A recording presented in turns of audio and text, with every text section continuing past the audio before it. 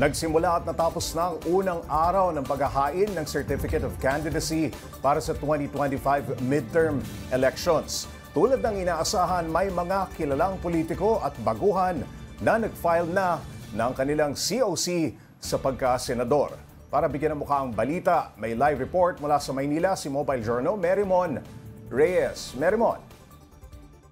Paps J, mapasikat man na personalidad o kaya naman yung ordinaryong karpentero ang pumunta ngayon dito sa Manila Hotel para sa unang araw ng filing ng Certificate of Candidacy. Maagang dinumog ang labas ng temporary off-site office ng COMELEC dito sa Manila Hotel ng supporters ng iba't ibang personalidad na gustong tumakbo sa 2025 midterm elections. Dito kasi naghahain ng kandidatura ang mga tatakbong senador at party list representative. Kabilang sa mga naghain na ngayon unang araw ng COC filing, serial electionist Senator Francis Tolentino. Kamakailan lang ay pinangalanan siya bilang kasama sa mga pambato ng alyansa para sa bagong Pilipinas ni Pangulong Bongbong Marcos. Kasama niya pa sina Cavite Governor John Vic Remulla at Caloocan Representative Oka Malapitan. Naghain din ng kandidatura sa pagkasenador si Agri Party List Representative Manoy Wilbert Lee. Nagbabalik politika naman si former Manila Mayor Lito Atienza bilang buhay party list nominee. Meron din namang mga hindi ordinaryong mamamayan na nais kumandidato sa national seat. Tulad na lang ng electrician at karpenterong si Alexander Encarnacion, ang security guard na si Phil de los Reyes at si Daniel Magtira na simula 2016 pa lang ay sumusubok ng makakuha ng posisyon sa pamahalaan.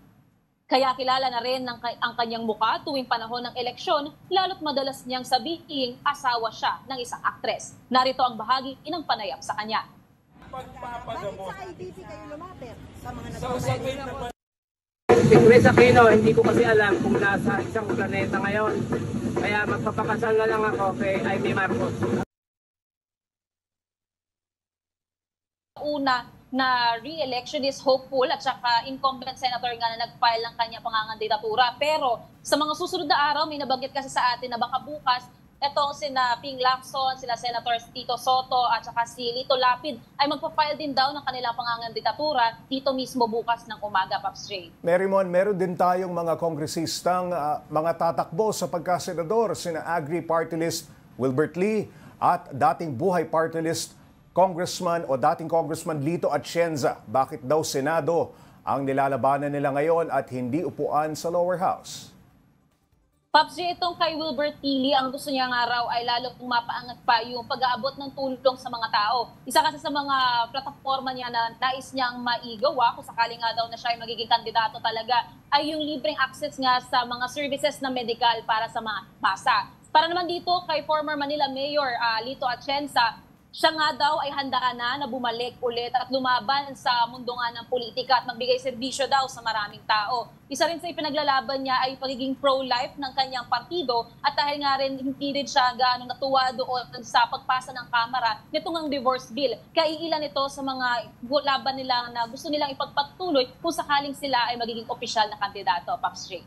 Merimon, meron din siyang matagal nang sumusubok maging kandidato, si Daniel Magtira. Kamusta ba siya nung nakita mo kanina? Paps J, kanina siya lang mag-isa. Meron siya mismong bitbit na karatula, yung kumbaga nakalagay yung impormasyon dito tungkol sa kanya, sino ba siya, ano ba ibang mga plataforma niya. At nung kinumusta natin siya, siya pa rin daw ay umaasa na magkaroon ng pagkakataon na tumakbo for a senatorial position. Kasi simula 2016, lagi siyang hindi napapasa sa final list ng candidates kasi nga hindi siya nakikita ng COMELEC na worth it o kaya maaaring pumasok. Kaya ngayon ay inaasahan niya nga na magkakaroon na siya at makukuha niya yung pagkakataon na ipaglaban yung plataforma niya ng mas mataas pa raw na sahod para sa mga trabahador at maipaglaban niya yung kanyang posisyon bilang senador, Paps J. Merimon, unang araw pa lang ng filing pero inaasahan pa bang lalong dadami ang pupunta dyan sa mga susunod na araw?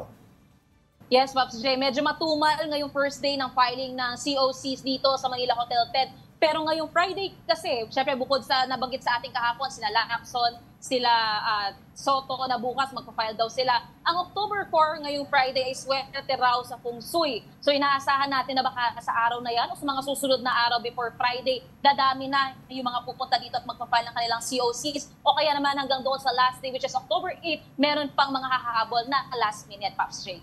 So medyo suspense pa, no? Pa-suspense pa yung iba, Merimon. Etong kamusta naman ang seguridad sa lugar?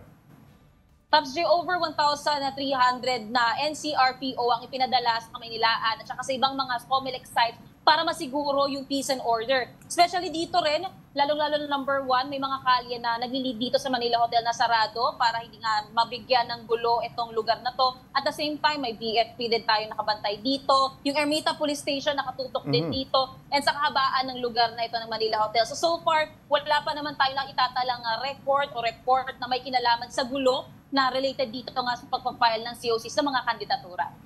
Ayun, first day ng filing ng COC. Maraming salamat, Mobile Journal, Merymon Reyes.